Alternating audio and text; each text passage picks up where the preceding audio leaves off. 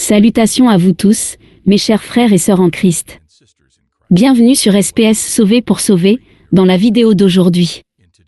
Je vais partager avec vous une expérience de mort imminente, qui nous a été envoyée par une chère sœur de l'Illinois. Si vous avez été béni par l'opportunité de regarder cette vidéo aujourd'hui, je vous demande de vous abonner à la chaîne pour rejoindre notre joyeuse famille chrétienne. Partagez également avec vos amis et votre famille afin qu'eux aussi reçoivent le message du Seigneur. C'est mon espoir et ma prière que vous restiez avec moi jusqu'à la fin de la vidéo, pour avoir une compréhension claire du message. Que je vais le lire de la même manière dont il nous a été livré. Aucune partie n'a été supprimée, et rien n'a été ajouté à l'histoire. Soyez attentifs pendant que je continue la lecture. Ma récente rencontre avec le tourment de l'enfer est encore très fraîche dans mon esprit. L'endroit où j'ai été transporté, et les visions qui m'ont été montrées, suscitent une émotion vive dans mes yeux de temps en temps. Ce n'était vraiment pas un voyage facile pour moi. Les rivières de lave en fusion qui traversaient l'étendue et les tentacules brûlants, qui s'élevaient comme des serpents avides de proie, pour moi prêchaient sur Jésus à chaque âme que je croisais. Les visages d'angoisse et de misère, que j'ai observés dans le royaume infernal, témoignent d'une existence cumulative frauduleuse avec le remords, où chaque pas accompli constituait un rappel douloureux des décisions prises. Des moments perdus et des perspectives d'absolution qui résident maintenant éternellement hors de leur portée. Les monstres grotesques que j'ai vus, mi-humains mi-démons, régnaient sur les damnés. Leur sourire maléfique était témoin du plaisir sadique qu'ils tiraient de la détresse qui se déroulait devant eux, des âmes de ceux qui étaient condamnés. Juste avant d'entrer dans les vifs du sujet, rassurez-vous de vous abonner à la chaîne SPS Sauver pour sauver afin de ne pas louper les prochaines vidéos. Et n'oubliez pas s'il vous plaît de partager, liker et de nous laisser un commentaire. Que Dieu vous bénisse. Je m'appelle Muriel, née et élevée à Bolingbrook, un village de l'Illinois. Mes parents étaient des chrétiens dévoués, et en conséquence, ils m'ont inculqué une crainte révérentielle de Dieu, et m'ont encouragé à fréquenter régulièrement l'église, à prier avec ferveur et à chercher à mener une vie de vertu. Cependant, les valeurs et les connaissances qui m'avaient été transmises ont peu à peu diminué à mon entrée au lycée. Pendant mon séjour au lycée, je me suis retrouvée attirée par un groupe de personnes qui émanaient une aura d'assurance et d'audace. Les personnes que je considérais comme mes amis affichaient un manque apparent de préoccupation et une liberté par rapport aux normes sociales. Ce qui captivait mon intérêt. À mesure que ma durée d'interaction avec eux augmentait, j'assimilais leur comportement. J'étais impliquée dans la drogue, j'avais des liaisons sexuelles honteuses avec mes collègues féminines. Je séchais les cours, et d'autres habitudes dangereuses étaient ancrées dans ma routine quotidienne. Malgré un inconfort initial, le désir de m'assimiler et de gagner l'acceptation au sein de mon cercle social, nouvellement acquis m'emportait sur toutes les hésitations que j'aurais pu avoir. En conséquence de leur influence, ma perspective sur la vie a commencé à subir une transformation terrible. J'ai commencé à douter des enseignements pieux que j'avais reçus et à trouver de l'excitation dans le non-respect de certaines des lois que Dieu nous demande, en tant que croyant, de suivre. La crainte de Dieu qui avait été autrefois un aspect omniprésent de ma vie. J'ai commencé à se dissiper au fil des ans. D'un autre côté, au fil du temps, j'ai commencé à fréquenter un groupe de femmes. J'étais attirée uniquement par les femmes, pour mes désirs sexuels. Certaines de ces jeunes femmes étaient tristement célèbres pour leur nature défiant les règles et leur propension à se mettre en danger. Malgré les avertissements de mes parents à ce sujet, j'ai découvert que j'étais attirée par leurs escapades risquées et leur attitude décontractée. Ma progression vers une personne différente a continué au fil du temps. J'ai commencé à fréquenter moins l'église pour passer plus de temps avec les nouvelles connaissances que je m'étais faites. J'ai échangé mes robes modestes contre des tenues plus audacieuses, et mes conversations sont passées des enseignements religieux au récit de nos mésaventures. Mes parents, autrefois fiers de leur enfant dévoué, ont regardé avec inquiétude alors que je m'éloignais de plus en plus de mon éducation. Cependant, au fond de moi, je ressentais un conflit. Je regrettais le sens du but et de la paix que ma foi m'avait apporté. Je ne pouvais pas ignorer la culpabilité persistante que je ressentais en m'éloignant de ma famille et des valeurs qui leur étaient chères. Mais je résistais toujours à l'envie de me repentir, continuant plutôt à devenir l'ombre de mon éducation. J'ai continué dans ma vie de péché perpétuel jusqu'à ce que je termine mes études secondaires. Après le lycée, j'ai intégré le monde du journalisme. Cependant, malgré mes réalisations, les vices persistaient apparemment inébranlables. Malgré le passage à l'université et la poursuite d'une carrière épanouissante, je continuais à trouver du réconfort en couchant avec d'autres filles et en fumant, utilisant cela comme un moyen de faire face au stress. Mon habitude de tordre la vérité, cultivée pendant mon adolescence, me suivait à l'âge adulte, tissant une toile de demi-vérité qui me laissait parfois me sentir déconnecté de mon vrai moi. Mes amis et ma famille exprimaient leur consentement en me demandant d'abandonner ces mauvaises habitudes, de me repentir et de commencer une vie qui plairait à Dieu. Pourtant, je n'ai jamais suivi leurs conseils. Lorsque les prédicateurs parlaient de Jésus, me disant combien ils m'aimaient et voulaient que je change mes voies, je les ignorais simplement. À plusieurs reprises, j'ai entendu des voix étranges me demandant de me repentir, mais je n'ai jamais obéi.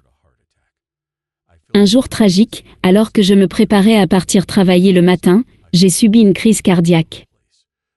Je me sentais très étourdi et glissais au sol instantanément. J'ai eu l'impression d'être transporté vers un endroit au-delà des limites du monde physique, un domaine qui semblait ne pas être affecté par le passage du temps et de l'espace. J'ai été entraîné dans un voyage inconnu. De loin, j'ai vu une faible lumière au milieu des ténèbres, mais cette lumière devenait de plus en plus brillante, à mesure que j'étais tiré dans sa direction, par cette force. En m'approchant, j'ai vu une silhouette semblable à un homme, mais avec des caractéristiques uniques indescriptibles. Il m'a emmené à travers un tunnel à une vitesse inimaginable, et nous nous sommes retrouvés dans un espace aux échos à se rappeler pour l'éternité. L'intensité des flammes furieuses qui m'entouraient lorsque j'ai pénétré dans ce domaine énigmatique m'a frappé comme une tonne de briques dès que j'ai mis les pieds. La chaleur était intolérable, et l'air était rempli des hurlements agonisants d'âmes torturées. Chaque esprit individuel se noyait dans son propre tourment unique.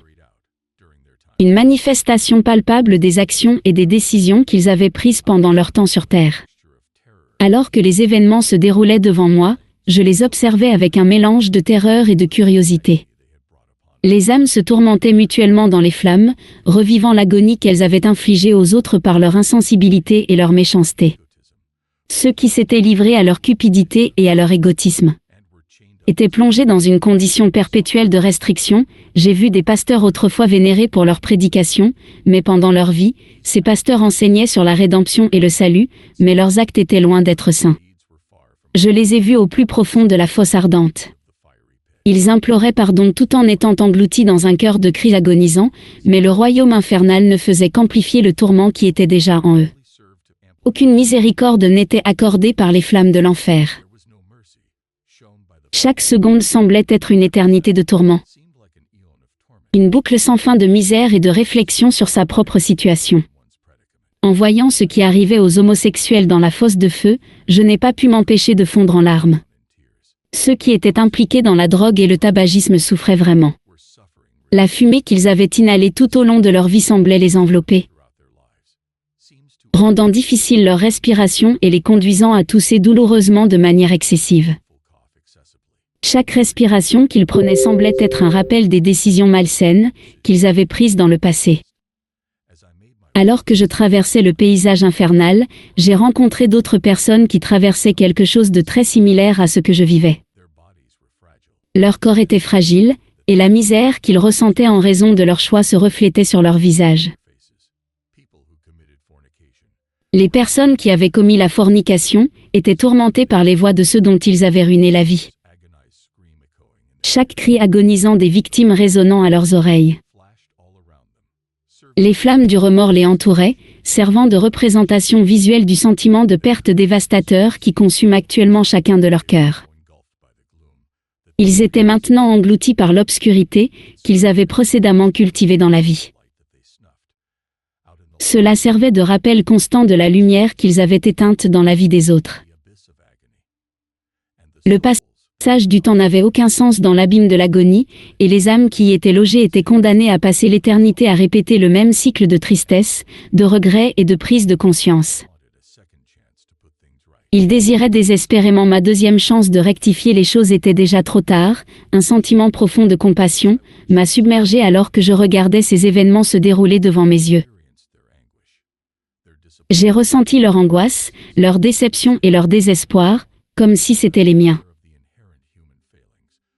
J'étais consciente des failles humaines inhérentes, présentes dans chaque âme, ainsi que du potentiel du mal qui résidait en chacun de nous. L'ange qui m'avait fait visiter cet endroit m'a soudainement dit qu'il était temps de retourner sur Terre. Car ce n'était pas encore mon heure de quitter ce monde. Il m'a dit que l'on m'avait accordé une deuxième opportunité, afin que je puisse avertir et annoncer au monde que le feu de l'enfer est réel. Et n'est pas un lieu où quiconque devrait passer l'éternité. Il m'a parlé de la miséricorde de Dieu, qui m'avait été accordée, que Dieu voulait que je voie. Ce qui se passait en enfer, afin que je puisse devenir sa porte-parole dans le monde. Il m'a expliqué comment Jésus ne souhaite voir personne finir en enfer. En un clin d'œil, je suis retournée dans mon corps et me suis retrouvée en soins intensifs. Sincèrement, le temps passé dans l'autre dimension a été une éducation précieuse sur les complexités de la nature humaine, sur les choix difficiles qui se produisent entre les décisions et leurs conséquences, et sur la lutte sans fin pour la rédemption. C'est alors que j'ai compris que les choix que nous faisons ont non seulement un impact sur nos propres vies, mais aussi sur celles des personnes dans notre environnement immédiat.